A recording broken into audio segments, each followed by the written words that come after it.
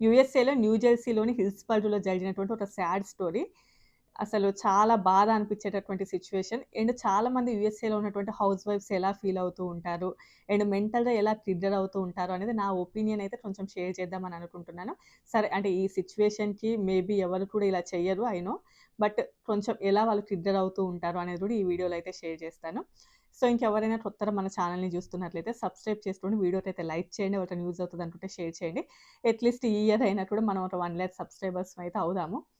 Already 3½ years నుంచి ఇదే news USA గురించే చేస్తున్నాను. బట్ పెద్దగా రీచ్ అయితే లేదు. బట్ మీరైతే సబ్స్క్రైబ్ అయితే చేసుకోండి. Tonight in Hillsborough, a mother is charged with murder following the deaths of her 5- and 7-year-old sons. News 12's Chris Keating outside the Brookhaven Lofts complex. He has more on what investigators are learning. These two boys, 5 and 7 years old, were found by their father last night inside the home on Shell Court. Police are telling us that dad made a 911 call, and in that call, he told police that both boys were unconscious and that his wife did something to them. The wife and mother in this case has been identified by the Somerset County Prosecutor's Office as 35-year-old Priya Tharsini Natarajan. Investigators are telling us that around 6:45 last night, the boy's father made that call for help after getting home from work. Police say that responding Hillsborough officers went to the home and found both parents inside and the two children within a bedroom. Officers would try to resuscitate the boys, but they were unable to save their lives. Hearing of the deaths was rather troubling for neighbors we found at the complex, which sits along Route 206. A mother killed her kids. I don't know. Like, it's very, very, I don't know, sad. I pray for the families of the kids. You know, if she's in jail, that's fine. Others have told and it's just like సరే ఇంకా టాపిక్‌లోకి వెళ్తే యూఎస్ఏలో new జెర్సీలో జరిగినటువంటి ఒక sad story. ఆవిడ పేరు వచ్చేసి Priyadarshini Natarajan. 35 years. ఆవిడ సాఫ్ట్‌వేర్ డెవలపర్‌గా వర్క్ చేస్తుంది. నాట్ ఓన్లీ హౌస్ వైఫ్, ఆవిడ ఒక సాఫ్ట్‌వేర్ డెవలపర్‌గా వర్క్ చేస్తుంది. వాళ్ళకి 2 పిల్లలు. వాళ్ళిద్దరికీ 5 ఇయర్స్ అండ్ 7 ఇయర్స్. సో, వాళ్ళిద్దరిని కూడా ఈవిడ గొంతు నులిపి చంపేశారు. వి డోంట్ నో అసలు ఎందుకు ఆవిడ అలా చేశారు అని చెప్పి. వాళ్ళ హస్బెండ్ ఆఫీస్ నుంచి వచ్చిన తర్వాత జస్ట్ పిల్లలు పడుకున్నారేమో అని అనుకున్నారు. ఆ తర్వాత అసలు వాళ్ళ లోపల చలనం లేకపోవడంతోటి వాళ్ళు 911కి అయితే కాల్ చేశారు. ఆ తర్వాత అక్కడ ఆఫీసర్స్ వచ్చేసి చెక్ చేస్తే అంటే వాళ్ళని బ్రతికించడానికి ట్రై చేస్తే ఆల్రెడీ వాళ్ళు అంతకు ముందే చనిపోయారు అని చెప్పేసి. అండ్ అందులోపల ఒక లెటర్ దొరికింది వాళ్ళకి ఇంట్లో. ఏంటి అంటే పిల్లలని చంపేసి నేను కూడా చనిపోవాలి అని చెప్పేసి ఒక లెటర్ అయితే దొరికింది. దానిని బేస్ చేసుకొనైతే ఆవిడనైతే అరెస్ట్ చేశారు. ఇది జనవరి 13న జరిగింది. అప్పటి నుంచి నేను అసలు ఈ వీడియో చేయాలి అని డైలీ అనుకుంటున్నాను. బట్ ఏదో ఒక రీజన్ తోటి వేరే వీడియోస్ ఉండడం వలన కొంచెం ఒక 1 వీక్ అయితే డిలే అయింది. జనవరి 14న ఈవిడ అప్పీల్ చేసుకున్నారు నాట్ గిల్టీ అని చెప్పేసి. సో, ఇదంతా కూడా ఒక స్టోరీ. ఒక సాఫ్ట్‌వేర్ డెవలపర్ అయ్యుండి అసలు ఈవిడ ఇలా చేయడం అండ్ యూఎస్ఏలో బయట నుంచి చూస్తే ప్రపంచంలో అంటే అందరూ కూడా యూఎస్ఏ అంటే చాలా వరకు చాలా బావుంటది. అసలు ఇంక అక్కడికెళ్తే చాలు మన లైఫ్‌లో యూఎస్ఏని ఒక్కసారైనా విజిట్ చేస్తే చాలు. యూఎస్ఏ సంబంధం దొరికితే చాలు. అంటే యూఎస్ఏలో ఎవరైనా అబ్బాయి ఉంటే చూడండి. అక్కడి వాళ్ళని చూసి పెళ్లి చేసుకుంటే చాలు అనేది చాలా మంది డ్రీమ్ ఉంటది. And at the same time India నుంచి కూడా యూఎస్ఏకెళ్తే బావుంటది. అండ్ యూఎస్ఏలో చాలా బావుంటదంట. అండ్ బయట రీల్స్‌ని చూసి, అండ్ బయట డాన్స్‌లను చూసి, బయట ఆటలు, పాటలు అవన్నీ చూసి కూడా చాలా ఎక్కువ ఎక్స్‌పెక్టేషన్స్ పెట్టుకుంటారు. బట్ అంత ఎక్స్‌పెక్టేషన్స్ ఉండవు. చాలా వరకు కూడా రియాలిటీ అంతా కూడా చాలా డిఫరెంట్‌గా ఉంటది. ఓన్లీ కూడా వాట్సాప్ ఫోటోస్‌ని అండ్ ట్విట్టర్ ఆర్ ఇన్‌స్టాగ్రామ్‌లో ఫోటోస్‌ని చూసి లైఫ్ అంతా అలానే ఉంటది అనుకోకూడదు. నేను లాస్ట్ టైమ్ ఒకసారి సేమ్ ఇలానే చెప్తే, మీకేంటి బానే ఎంజాయ్ చేస్తుంటారు. మా రిలేటివ్స్ అందరూ కూడా డైలీ ఫోటోస్ పెడుతూ ఉంటారు గ్రూప్‌లో. అవన్నీ కూడా మేము చూస్తూ ఉంటాము. మీరు మాత్రం ఇలా చెప్పారు అని లాస్ట్ టైమ్ ఒక వీడియోకి వచ్చిన కామెంటు. నేను ఆల్రెడీ చెప్పాను. అదే వీడియోలో కూడా చెప్పాను. ఓన్లీ కూడా ఇన్‌స్టాగ్రామ్ రీల్స్‌లలో అక్కడనే అలా ఉంటది. బట్ అలా బయట ఉండదు అని చెప్పేసి. బయట అంతా కూడా చాలా డిఫరెంట్‌గా ఉంటది. అండ్ మెయిన్‌లీ కూడా యూఎస్ఏలో చాలామంది హౌస్ వైఫ్స్ అంటే నాతో షేర్ చేసినయి చెప్తున్నాను. సరే ఎంత మెంటల్ స్ట్రెస్ ఉండనియండి, ఎంత ఏది ఉన్నా కూడా మరీ అలా చేయడం అనేది దారుణమైన సిట్యుయేషన్. సో, బట్ అది జస్ట్ ఒక సినారియో నేను ఇలా జరిగింది యూఎస్ఏలో అని మాత్రమే చెప్తున్నాను.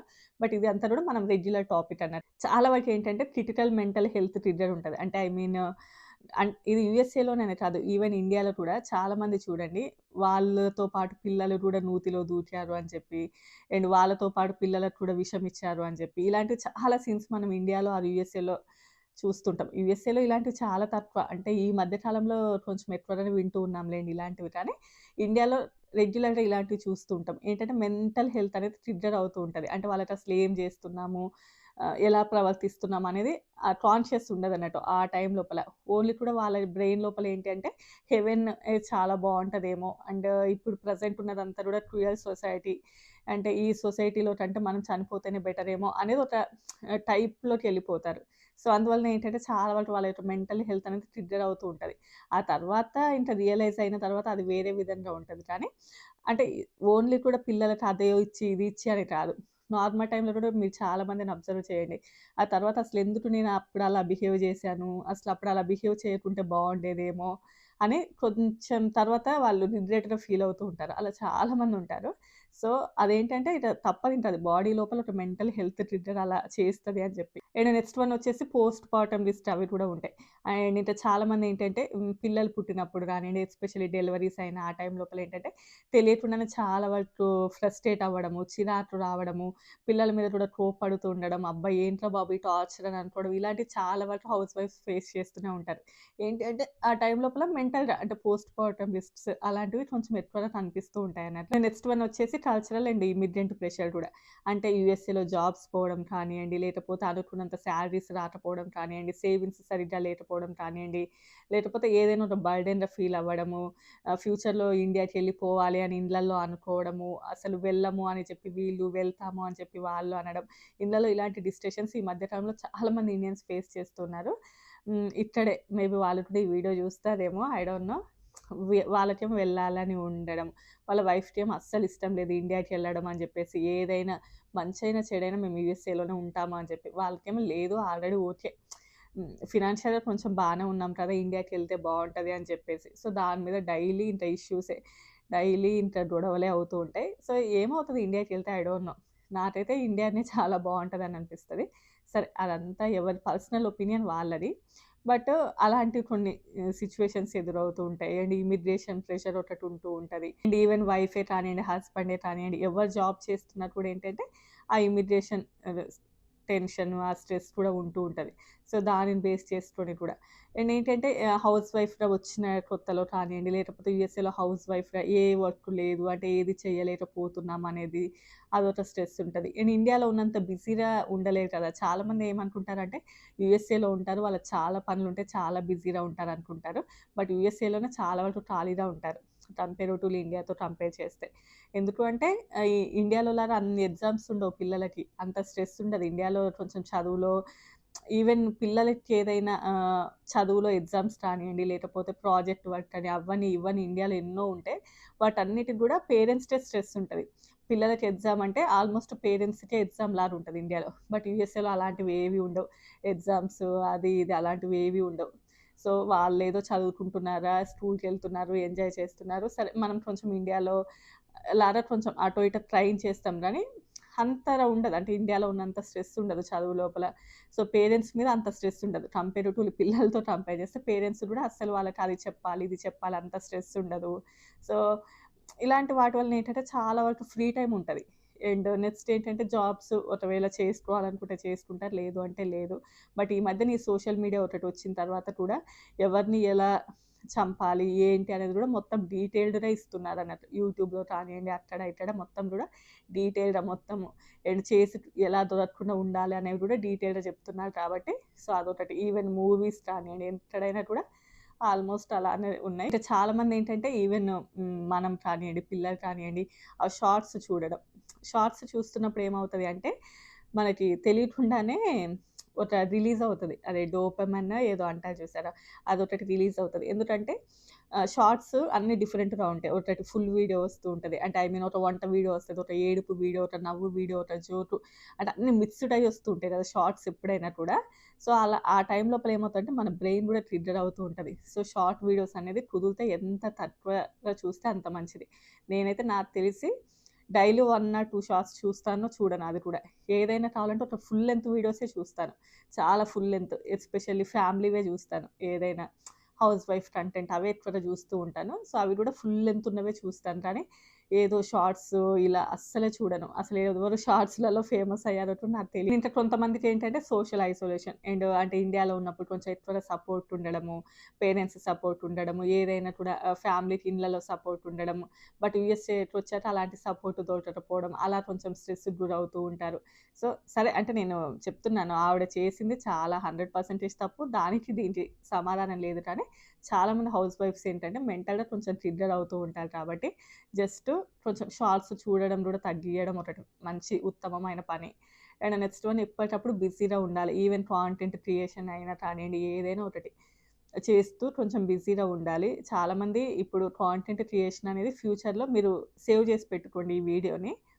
ఇప్పుడు ఎంతమంది సాఫ్ట్‌వేర్ ఇంజినీర్లు ఉన్నారో అంత ఎక్కువ మంది కాంటెంట్ క్రియేటర్స్ ఉంటారు ఫ్యూచర్‌లో. డెఫినెట్‌గా అమీర్‌పేట్‌లో కోచింగ్ సెంటర్స్ ఎలా అయితే ఉన్నాయో, కాంటెంట్ క్రియేషన్ మీద కూడా అన్ని కోచింగ్ సెంటర్స్ ఉంటాయి ఫ్యూచర్‌లో. డెఫినెట్‌గా అది. అది ఇప్పుడు కొంతమంది క్రింజ్ లాగా ఫీల్ అయినా కూడా ఫ్యూచర్‌లో దానికి ఉన్నంత ఇంపార్టెన్స్ ఆల్రెడీ చాలా మందికి తెలుసు. ఇంకా దాని మీద ఇంకా ఇంపార్టెన్స్ అయితే పెరుగుతది. అట్‌లీస్ట్ మీరు అవి అందులోపల బిజీగా ఉండడం అంటే ఎడిటింగ్ నేర్చుకోవచ్చు. మీరు అందులోపల వీడియోస్ ఎలా అప్‌లోడ్ చేయాలి నేర్చుకోవచ్చు. మిమ్మల్ని మీరు ఎలా ప్రెజెంట్ చేసుకోవాలి. మీరు ఇలాంటి చాలా కూడా మీరు కాంటెంట్ క్రియేషన్ ద్వారా నేర్చుకోవచ్చు. సో, మీరు అంటే అట్‌లీస్ట్ మీరు బిజీగా ఉండడానికి యూఎస్ఏలో ఏంటి అంటే చాలామంది వచ్చిన వెంటనే జాబ్స్ చేయడం కుదరదు. ఇలా చాలా ఉంటాయి కాబట్టి మెంటల్‌గా ఖాళీగా ఉండేసి ఎప్పుడు ఆ షార్ట్స్ చూస్తూ ఉండడం కన్నా మీరు కూడా చేయడం అలవాటు చేసుకుంటే అందులోపల కొంచెం బిజీగా అయిపోతారు. ఆ ఎడిటింగ్ అవన్నీ నేర్చుకోవడం అలా ఉంటది. సో, జస్ట్ నా యొక్క సజెషన్ అంతే. సో, ఇంక ఫైనల్‌గా ఈవిడ విషయంలో మాత్రం ఈవిడకి ఏదో ఒక మెంటల్ హెల్త్ కండిషన్ అయితే ఉంది తప్పకుండా. అంత మెంటల్ హెల్త్ కండిషన్ లేకుండా ఒక సాఫ్ట్‌వేర్ డెవలపర్ అయ్యుండి అలా చేయడం అనేది అసలు అది వి డోంట్ నో. బట్ పాపం ఇద్దరు పిల్లలు 5 ఇయర్స్, 7 ఇయర్స్ అంట. అండ్ ఇంకా యూఎస్ఏలో పిల్లల విషయంలో ఏదైనా జరిగింది అంటే అస్సలు ఊరుకునే ప్రసక్తే ఉండదు.